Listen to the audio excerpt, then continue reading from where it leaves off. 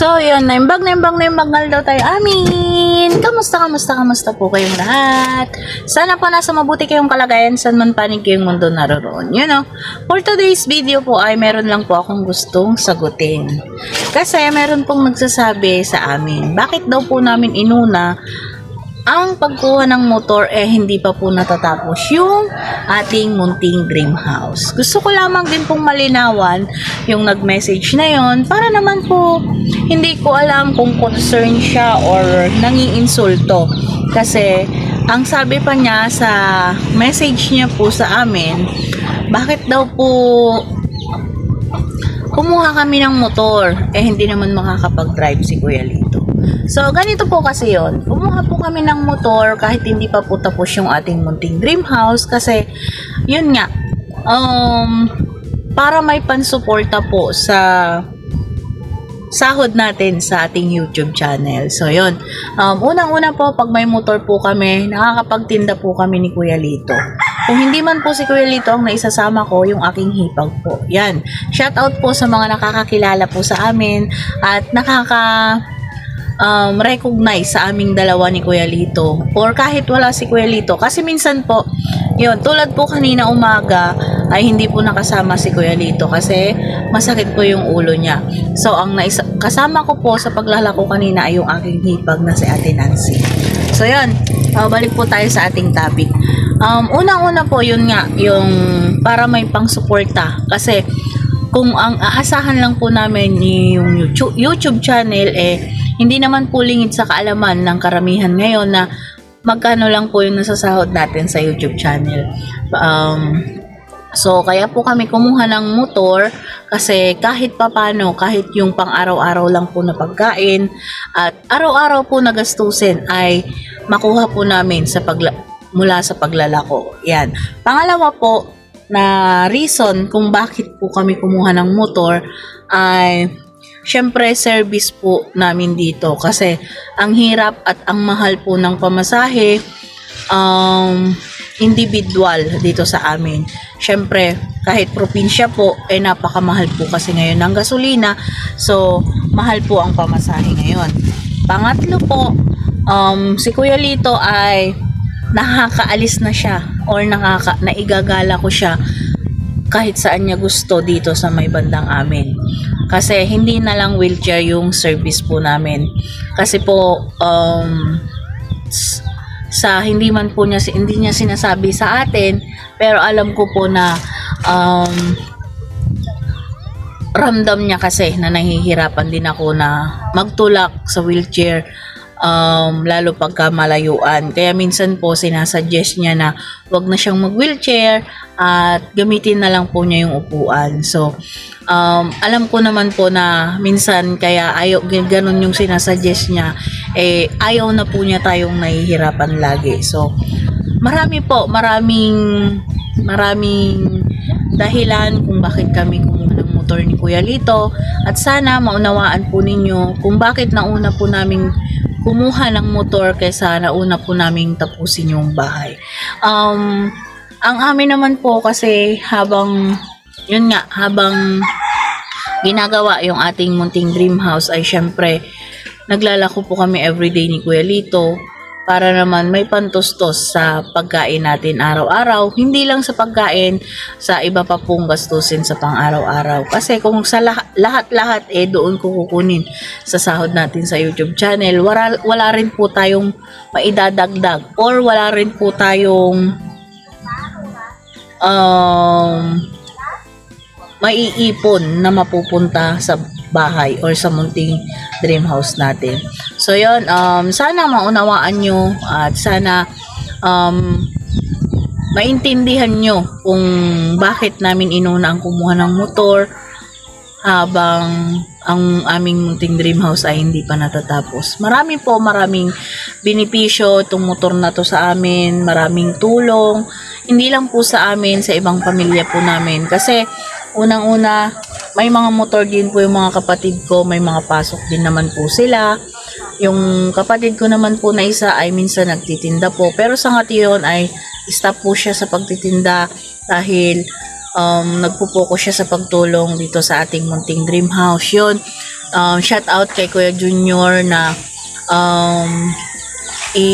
isinentabi muna yung kanyang pagtitinda dahil inuuna yung pagtulong sa amin dito sa Munting Dream House.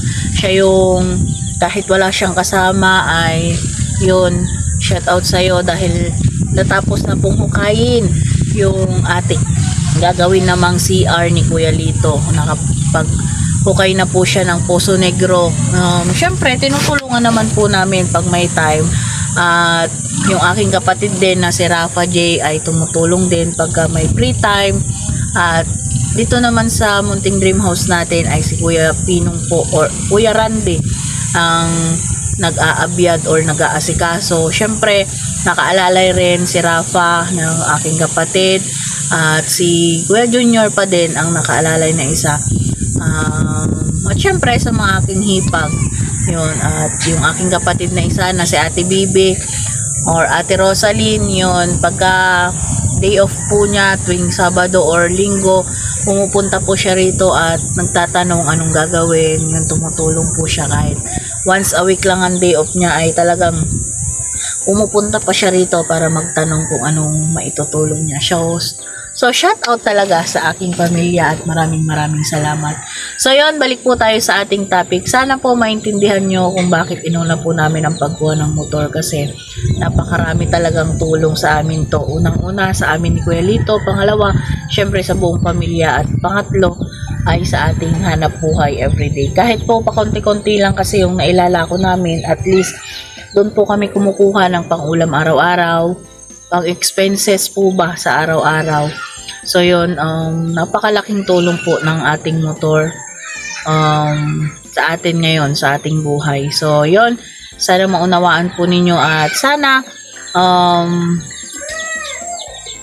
wag naman below the belt yung mga sinasabi nyo kasi yung iba mayroon pa siyang sinabi na luho lang daw naman ata namin yung inaatupag namin. Para po sa kaalaman ng lahat ay, or para po sa kaalaman mo na nagsabi ng ganun sa amin, ang nakakaalam lang po na hindi kami maluho ay yung mga malalapit sa amin. Yun, yung talagang ultimo nga damit ay madalang kaming bumili or talagang hindi ako nabili ng para sa akin. Si Kuya Lito, syempre binibilhan ko rin paminsan-minsan pagka talagang kailangan. Pero hanggat kaya pang hindi mga pag-ano ng mga damit ay okay. At hindi kami bukod sa sa ibang material ay hindi po kami maluhong parehas. Yun ang pinagpapasalamat ka sa Panginoon. Yun lang, minsan syempre nag-aano tayo sa pagkain kasi para naman malakas or masustansya yung ating ginakain sa everyday. Syempre pagod na nga, tapos wala ka pang mauulam or wala ka pang makakain na ayos-ayos. Syempre yun naman ang hindi natin pinapayagan, lalong-lalo na dito sa ating mga kapamilya na tumutulong dito sa ating paggagawa ng ating dream house. Yun, wala na nga akong naibibigay na isahod sa kanila hindi pa natin papaulamin. So aayusin muna natin yun. Or yun muna yung ating yun yung pinaka bisyo natin ngayon, pero hindi naman bisyo kasi sa pangangailangan din ng pangangatawan. Hindi naman matatawag na bisyo yun kasi yun din yung talagang naigigib back ko lang sa aking mga kapatid ngayon. Kasi kung tutusin, kung sa iba-iba lang na walang tumutulong at nagpapagawa ng maliit na dream house na ganito ay talagang sasahuran, magsasahod ka pa. Pero dito ay talagang naiintindihan nila ako sa ngayon kasi alam nilang talagang kung meron naman ay bakit hindi, sabi ko nga. At sinabi ko nga rin kay kuya ko noon na kahit magtinda muna siya kasi hindi ko naman all the way naman laging mabibigyan, maabot-abutan. Pero sabi niya ay sige, magpo-focus muna tayo sa bahay mo para bago sana magtag-ulan ay maayos. Pero syempre kahit anong kagustuhan po namin ay yun nga, nag-iipon-ipon pa ng mga budget. At yun, gusto ko na po palang isingit dito. Or, gagawa na lang po ako ng ibang vlog pala. About doon. So, yun.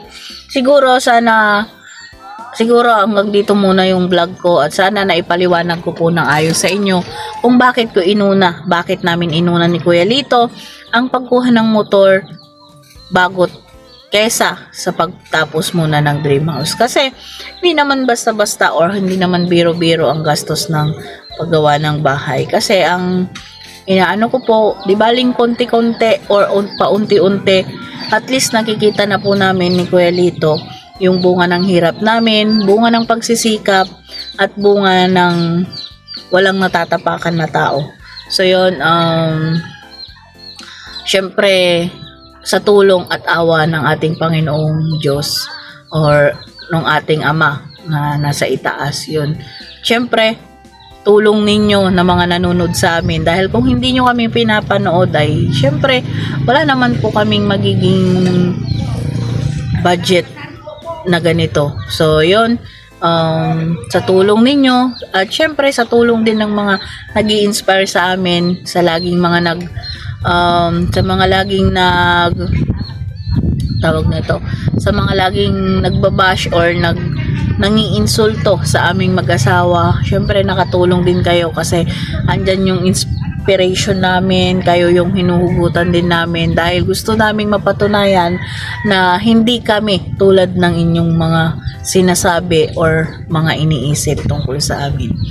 So yun, kasi ang iba naman ay sinasabi na lumayo na daw kami kila Kuya ka-business, magagawa na raw namin lahat ng gusto namin, lalong-lalo na po ang pagsusugal. Hindi po, dahil kung talagang nagsusugal po kami hanggang ngayon dito ay hindi kami nagsisikap ng ganito. At yun, sana maunawaan ng lahat at konting respeto din po minsan sa mga chat sa amin. Syempre, tao lang din po kami, nasasaktan din. Pero, yun ay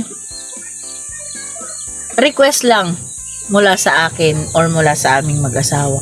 Pero, hindi namin yun maalis sa inyo dahil karapatan nyo yun, suggestion nyo or yun ang paniniwala nyo sa amin. So, okay lang po at maraming salamat pa rin dahil nandyan pa rin kayo sa amin kahit ayaw nyo sa amin at kahit lagi nyo kaming binabash, okay lang po. At sana pagdating ng araw ay magbago pa rin yung tingin nyo sa amin at sana pagdating ng araw ay mapasaya naman po kayo namin at sana pagdating ng araw din ay mapatunayan din namin yung sarili namin sa inyo. Sa lahat ng mamalit sa amin, okay lang, walang problema. Kung yun yung tingin nyo sa amin ay okay lang din po, walang problema. Nagpapasalamat nga din po kami dahil isa kayo sa nagiging hinuhugutan namin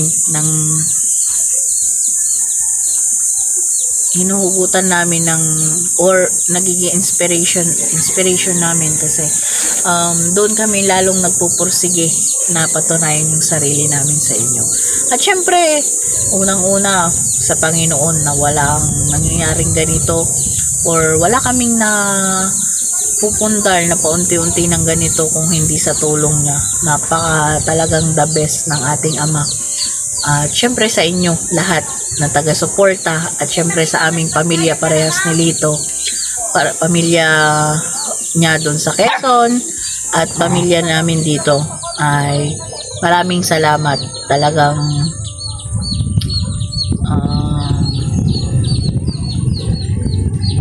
maraming salamat talaga. Wala na akong masabi. Nai-speechless po kasi ako pagdating sa masasabi sa pamilya-pamilya kasi natutuwa ako dahil hanggang ngayon napapatunayan naming magkakapatid na sa hirap man o sa ginhawa or sa hirap at wala pa po naman kaming nakakamit na ginhawa ay patuloy kang aming samahan at tulungan bilang magkakapatid, bilang magpapamilya.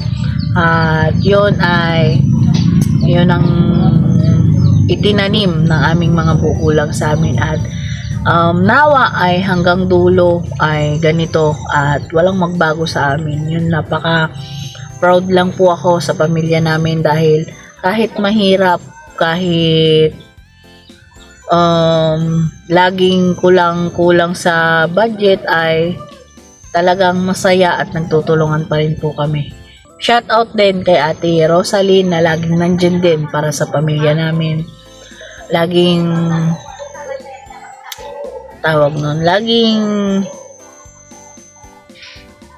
nakaantabay sa pamilya namin. At syempre, lahat-lahat ng aking kapatid ay nandyan at nakatulong pa rin sa amin ni Kuya Lito. Lalo-lalo na sa pagbuo namin ng munting dream house dito. So, yan, makikita nyo po ay hapon na, padilim na. Gusto ko lang pong sagutin yung tanong or hindi ko kasi alam kung tanong or pang-insulto po sa amin yun eh. Kasi ayoko na lang pong i-patch dito kasi para naman hindi tayo lumagpas sa ating limit. So yun, gusto ko lang ipaunawa sa kanya to at sana maunawaan mo.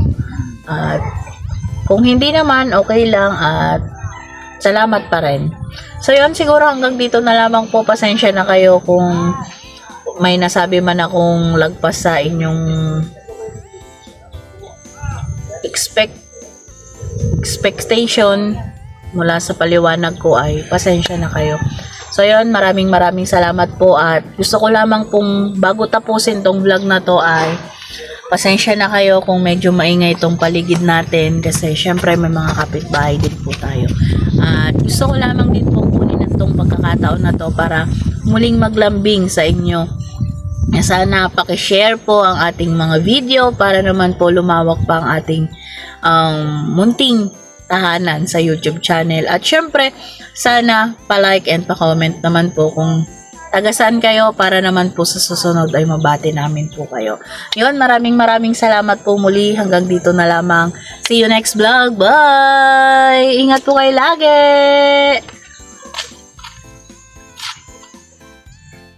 Bye po, ingat po kayo lagi. Salamat po! Salamat po.